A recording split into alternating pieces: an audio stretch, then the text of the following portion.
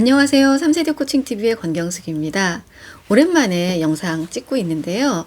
최근에 제가 만난 분들께서 왜 영상 안 올리냐고 하시는 분들이 많지는 않지만 몇 분이 계셨어요. 그래서 제가 시간을 쪼개서 카메라 앞에 앉았습니다. 오늘은 피드백할 때 조심해야 하는 말 표현에 대해서 말씀을 드리려고 하는데요. 우리가 어떤 표현을 사용하느냐에 따라서 우리의 진정성이 제대로 전달이 되기도 하고 또는 왜곡돼서 전달되는 경우도 굉장히 많잖아요. 그래서 우리의 진심을 잘 전달하면서도 나를 상대방에게 좀 더 품위 있는 사람으로, 좀 더 매력적인 사람으로 보일 수 있는 표현 방법에 대해서 오늘 말씀드리도록 하겠습니다. 첫 번째는 내가 나의 생각으로 단정 짓지 말고 상황을 구체적으로 확인하라는 건데요. 예를 들어서 내가 업무로 카톡을 보냈는데 답변이 없어요. 이럴 때 그 사람을 만났을 때 표현을 이렇게 할 수가 있죠.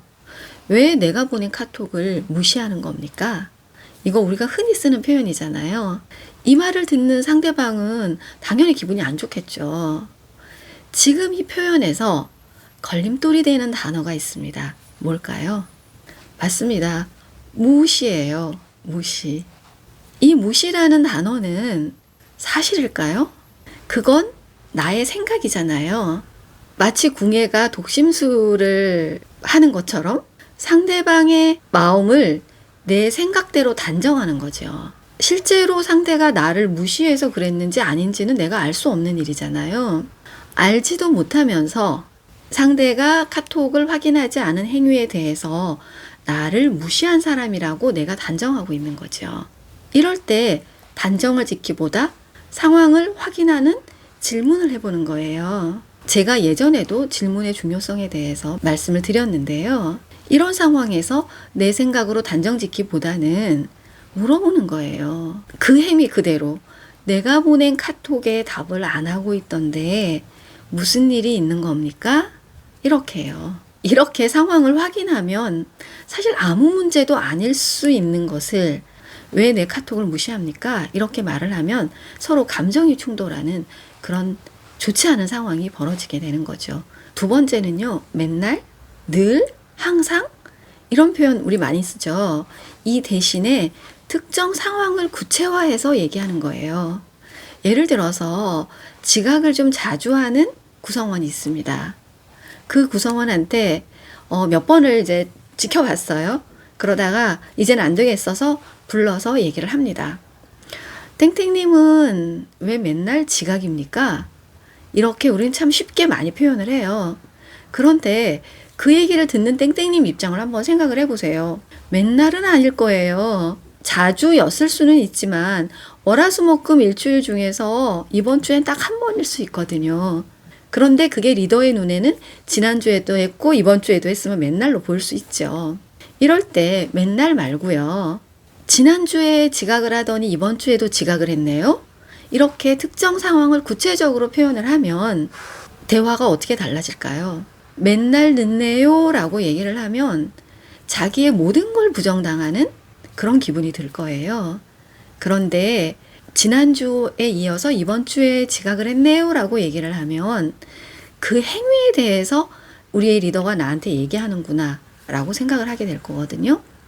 이 사소한 말의 차이가 존재를 통째로 부정하느냐 또는 잘못한 행위에 대한 개선을 요구하느냐로 바뀔 수 있습니다. 엄청난 차이인 거죠. 그래서 이거 정말 주의해서 사용하시면 더 매력적인 리더가 되실 수 있습니다. 세 번째는요. 안 했다와 아직 안 했다예요. 차이가 느껴지세요? 예를 들어서 소통 역량이 개선되기를 바라는 구성원이 있습니다. 그리고 스스로도 알아요, 그거를. 그래서 우리가 새로운 해를 맞이하면서 개선을 해보기로 했어요. 그런데 리더가 보기에는 개선된 점이 안 보이는 거예요. 그때 우리가 피드백하는 자리를 다시 마련했는데 그때 땡땡님의 소통 역량이 개선되지 않았다고 생각합니다. 이렇게 얘기를 하는 것과요. 땡땡님의 소통 역량이 아직 개선되지 않은 부분이 있는 것 같습니다. 이렇게 얘기를 하는 것과 차이가 느껴지세요? 첫 번째 표현은요. 너는 해도 안 되는 사람이야. 너는 그거 하겠다고 해놓고 약속도 안 지키는 한심한 사람이야. 이렇게 들릴 거예요. 그런데 거기에 아직을 덧붙이면요. 가능성을 주는 거예요. 내가 보기에 아직 미흡하지만 이 사람은 변화할 가능성이 있는 사람으로 리더가 봐주는 거죠. 표현에 있어서는 아주 작은 차이지만 듣는 사람에게 이것이 얼마나 큰 차이로 다가갈지 느껴지시죠? 네, 느껴지셨다면 이제 나의 말 습관을 바꿀 수 있을 겁니다. 네 번째는요. less에서 more, 덜에서 더로 가는 건데요. 예를 들어서 매우 중요한 PT를 앞두고 긴장한 구성원이 있어요. 이 구성원한테 긴장하지 말고 PT 잘해, 괜찮아. 이렇게 우리 많이 말하잖아요. 이 말은 얼핏 보면은 아무런 문제가 없어 보여요. 맞아요. 걸림돌이 없는 문장이긴 합니다. 그런데 이 말도요, 조금만 바꿔보면요, 상대방을 훨씬 더 힘나고 기분 좋아지게 할 수 있어요. 자신감을 갖고 편안하게 해. 어떠세요? 앞의 말은요, 긴장감이라는 부정적인 표현이 들어가게 되죠. 그런데 뒤의 말은 자신감이라는 긍정적인 단어가 들어가게 되잖아요.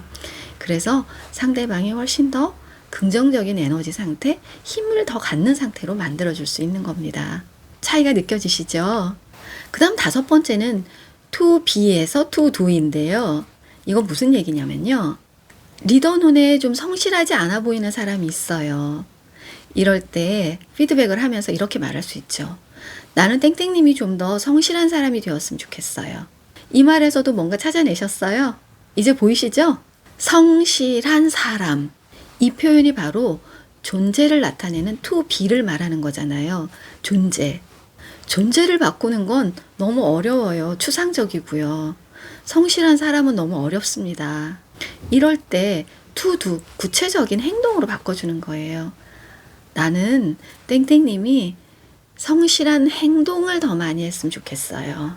살짝 바뀌었지만 앞에 거는 존재를 바꾸라고 해서 내가 굉장히 어렵게 느껴진다면 뒤에 말은 행동을 바꾸면 되는 거잖아요. 그 얘기를 하면서 리더가 생각하는 성실한 행동의 예를 들어서 얘기를 해주시면 훨씬 더 좋겠죠. 오늘 제가 얼핏 들으면 별로 차이가 없어 보이지만 실제로 그 사람에게 다가갔을 때 엄청난 차이를 가져올 수 있는 표현법들에 대해서 5가지로 정리해서 말씀드렸는데요. 이 하나하나를 포스트잇에 적어서 붙여놓으세요. 또는 휴대폰에다가 저장해서 다니시면서요.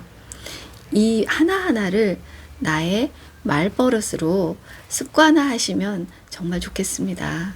이 훈련을 하시다 보면 상대방에 대해서 좀 더 존중하는 마음도 더 커지실 거라고 생각이 듭니다.